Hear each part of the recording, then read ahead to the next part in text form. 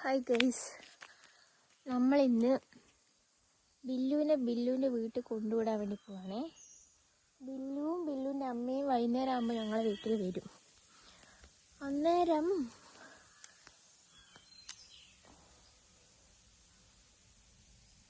വാടാ ബില്ലു.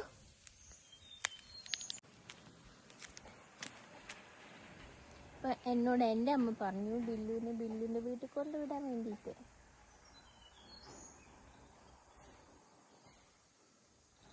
ബില്ലു, come first.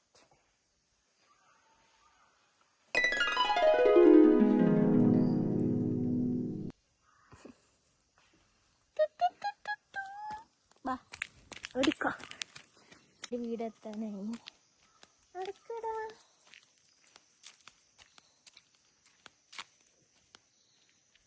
Okay, bye bye. പൊക്കോ പൊക്കോ, വീട്ടിൽ പൊക്കോ പൊക്കോ പൊക്കോ.